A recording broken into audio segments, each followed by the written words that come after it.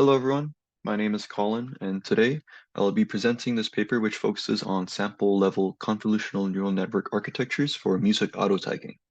This research was conducted by Tae-Jun Kim, Jongpil Lee, and Juhan Nam from the University of Seoul and the Korea Advanced Institute of Science and Technology. So let's start with the problem setup. This paper focuses on evaluating different CNN architectures for music auto-tagging, which can be simplified down to the task of assigning labels to waveforms. The idea is to extract features from the waveforms that may provide characteristic information about that particular sample.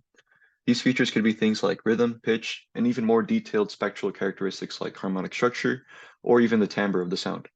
And the main goal of this is to be able to assign labels like the genre of music, what kind of instruments were used, whether it was a live or studio recording, and even more general labels like the overall feeling of the music. So since this paper focused on evaluating different types of architectures, lots of inspiration was taken from existing papers on convolutional neural nets. So much of the prior work that this project was based off were papers that introduced novel architectures.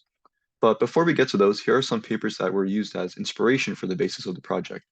The first paper, End-to-End Learning for Music Audio, pretty much talked about how we could use raw waveforms as input to convolutional neural networks. If you think about it, waveforms are pretty much just visual representations of sound. So it makes sense that we could just extract discriminatory features from it. The next paper, Sample Level Deep Convolutional Neural Networks for Music Auto-Tagging using Waveforms, was actually the paper that proposed the basic architecture for adapting CNNs, which are primarily used for image classification, to work in the music domain and analyze music audio. These next two papers detail the popular network architectures that they wanted to analyze to see how some of their novel improvements performed in a music classification task. The deep residual learning for image recognition paper is famously known as the paper that introduced ResNet, and the squeeze and excitation networks paper presents the SCNet architecture. Again, these architectures are mainly focused on image classification, but the purpose of this paper is to see how they perform on music auto tagging. So now let's move on to the technical details.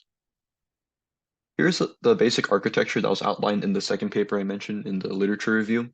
It is made up of a striated convolutional layer, 9 one-dimensional convolutional blocks, and 2 fully connected layers at the very end. And also every filter in the convolution is 3 by 3, which was inspired by VGGNet. Now, it's in these 9 one-dimensional convolutional blocks where they wanted to see how blocks in the other networks would perform. But as you can see in this basic architecture, the basic blocks were made up of a one-dimensional convolutional layer, a batch norm layer, and a max-pol layer. So here are the 3 main types of blocks that were tested. Figure C shows the SE block, which comes from the squeeze and excitation paper. The SE block was used to increase the representational power of the basic block, meaning it would enhance the network's ability to capture and express complex relationships and patterns in the data. It achieves this by performing 2 operations. The first operation is the squeeze operation, which aggregates global temporal information into channel-wise statistics using global average pooling. After that, the excitation operation is performed, and this adaptively recalibrates the feature maps of each channel using channel-wise statistics and simple gating, which consists of the 2 fully connected layers that you can see in Figure C. And after the squeeze and excitation operations are performed, the original inputs from the basic block are rescaled. Also in Figure C, you can see that the SE block was simply appended to the end of the basic block. Now Figure D shows the res-n block, which was inspired by ResNet. As we learned in class, ResNet utilized skip connections to fit residual mappings instead of trying to directly fit the underlying mapping. This allowed for the training of very deep networks. In this particular experiment, the basic block was modified by adding a skip connection, and the researchers tested 2 variants of this block, the res1 and res2 block. The additional layers in the res2 block are shown in the dotted box on Figure D, and when using the res2, they also added a dropout layer in between the convolutions to avoid overfitting. And finally, Figure E shows a combination of the SE block and the res-n block. And again, to reiterate, the whole point of this paper was to see how these different types of blocks performed in a proposed architecture meant for music auto tagging. So let's move on to their findings. There were 2 datasets that were used, the first being the tag A-tune dataset, which contained just under 26,000 music clips from a broad range of genres. And the second dataset was the million song dataset, and is, as you can guess, a dataset of 1 million songs. In terms of pre-processing, they only used the top 50 most frequent tags and made sure to trim and resample each track so that they were consistent. To evaluate the performance of the models, they computed the area under the receiver operating characteristic curve.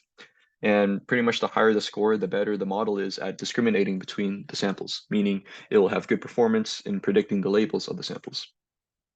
As you can see from table 1, Res-Z2 had the best performance. This block was the combination of the Res2 and SE block. And one thing to note is that this experiment was only performed using the magnetag dataset because training on the million song dataset was too time intensive. So what they did was train on the magnetag dataset and pick the best two models, which ended up being the SE and Resi blocks. On the right-hand side, you'll see table 2 where the SE and Resi blocks from dataset 1, the ones that we chose from dataset 1, are compared with other state-of-the-art models on both the magnetag and the million song dataset. On the magnetag dataset, the SE and Resi blocks outperformed all the other models, but on the other hand, on the million song dataset, the SE and Resi fell second tier to the multi-level and multi-scale model. So in conclusion, the Resi block showed the best performance. Again, this was the combination of the ResN block inspired from ResNet and the SE block inspired from SENet. My key takeaway from this paper was the importance of taking inspiration from other research. As we saw here, the researchers were able to incorporate two different approaches to the CNN architecture to create a model that almost outperformed every other state-of-the-art model in an audio classification task. Looking forward, this research will build upon the basis for solving other audio classification tasks, which could include things like speech recognition or sound event detection. And that about does it for this presentation. Thank you all for listening.